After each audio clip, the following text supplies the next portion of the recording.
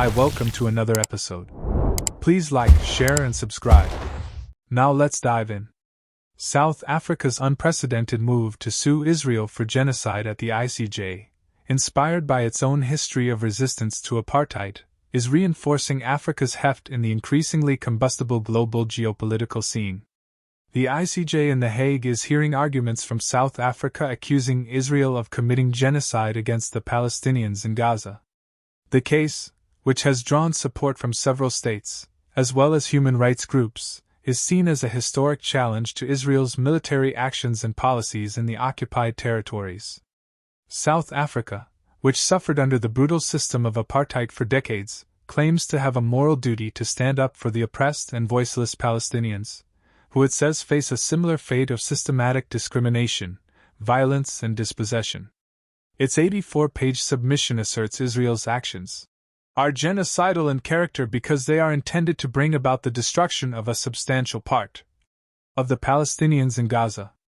It further alleges that Israel's acts and omissions, such as airstrikes, blockades, settlements, and public rhetoric, are intended to destroy, in whole or in part, the Palestinian national, ethnic, and racial group, in violation of the 1948 Convention on the Prevention and Punishment of the Crime of Genocide. Apartheid, or apartness, in the language of Afrikaans, was a system of legislation that upheld segregation against non-white citizens of South Africa. It sanctioned racial segregation and political and economic discrimination against non-whites, who were forced to live in separate areas from whites and use separate public facilities. Apartheid also denied non-whites the right to vote, to own land, to access education and health care, and to participate in mainstream society. South Africa's history of apartheid gives it a unique perspective and credibility to challenge Israel's treatment of the Palestinians, who have been living under Israeli occupation since 1967. Many South Africans, including former President Nelson Mandela, have drawn parallels between the two situations and expressed solidarity with the Palestinian cause. Mandela famously said, "We know too well that our freedom is incomplete without the freedom of the Palestinians." Israel, which has rejected the case as baseless and politically motivated, will present its defense on Friday, arguing that it is acting in self-defense and by international law against the militant group Hamas, which launched a deadly attack on Israeli civilians and soldiers on October 7, 2023, killing more than 1,200 people and taking about 240 hostages. Israel says it takes measures to avoid civilian casualties and accuses Hamas of using human shields and exploiting the humanitarian crisis in Gaza. The ICJ, which is the UN's top court, will decide whether to issue provisional measures to stop the violence and protect the civilians in Gaza, pending a final ruling on the merits of the case, which could take years. U.S. Secretary of State Antony Blinken said South Africa's filing distracts the world from efforts for peace and security. Moreover, the charge of genocide is meritless, Blinken said at a news conference in Tel Aviv. ICJ's rulings, although legally binding, are not enforceable as the court lacks the power to do so. Still, the court's opinions carry moral and political weight and could influence the actions of the UN Security Council and other international actors. Experts suggest that a judgment against a country at the ICJ exerts substantial pressure, as it reflects poorly on a nation to disregard an order from this court. The case comes amid a global outcry for a ceasefire and a peaceful resolution to the conflict, which has killed more than 23,000 Palestinians and wounded more than 100,000, according to the health ministry in Gaza. The UN, the US, the EU, and several regional and international organizations have called for an end to the hostilities and a revival of the stalled peace talks between Israel and the Palestinians, based on the two-state solution.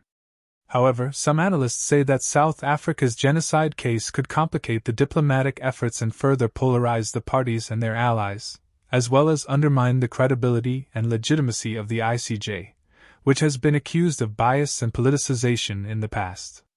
They warn that the case could backfire on South Africa, which has strong economic and trade ties with Israel, and damage its reputation and influence in the international arena.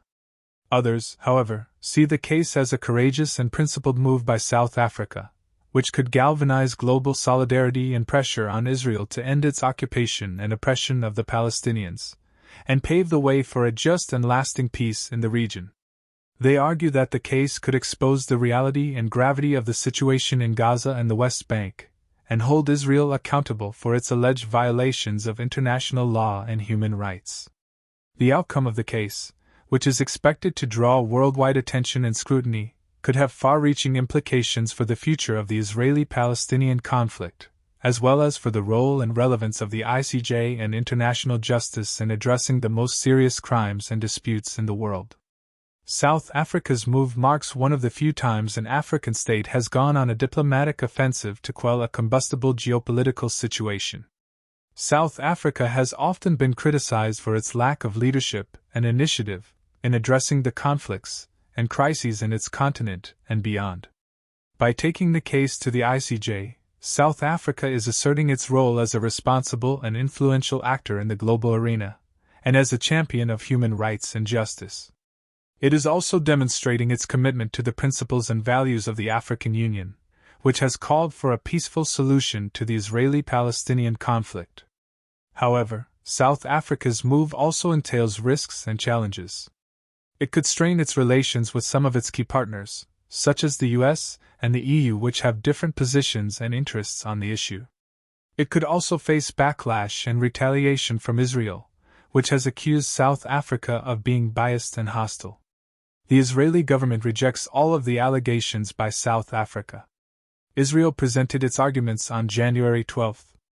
Israel's overall argument is that the attacks on Gaza have been directed at Hamas soldiers.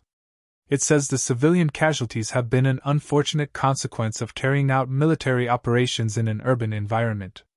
Accordingly, the deaths, injuries, and damage are not genocidal in nature, but instead are incidental to military action. Israel has presented evidence that it is delivering food, water, medical supplies, and fuel to Gaza, demonstrating the opposite of genocidal intent. The Israeli Defense Force also runs a civilian harm mitigation unit. These actions, according to Israel, are concrete measures aimed specifically at recognizing the rights of the Palestinian civilians in Gaza to exist. Finally, Israel has argued that the quotes South Africa have argued display incitement to commit genocide have been taken out of context. According to Israel, the court has no grounds to find that there are acts of genocide taking place, or that there is genocidal intent. At this point, the court will not decide whether Israel has committed genocide or not. Determining that will likely take several years. Instead, the court will decide whether the allegations are at the least plausible, and if so, likely order that Israel and Palestine reach an interim ceasefire, and for Israeli forces to take all necessary steps to prevent genocide. If the court rules in favor of South Africa, a major world power, supported by the US and much of the Western world, will have been found to have committed what has, historically, been the most notorious of crimes. That said, the prospect of any ruling by the International Court of Justice having a meaningful impact on the conflict in Gaza is remote. The UN and its legal institutions are powered solely by a belief the international community is respectful of international institutions and international law.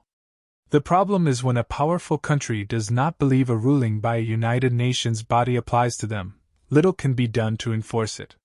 Moreover, South Africa faces questions and criticisms from its own citizens and civil society, who may wonder why the government is prioritizing a foreign issue over the domestic problems of poverty, inequality, corruption, and violence that plague the country.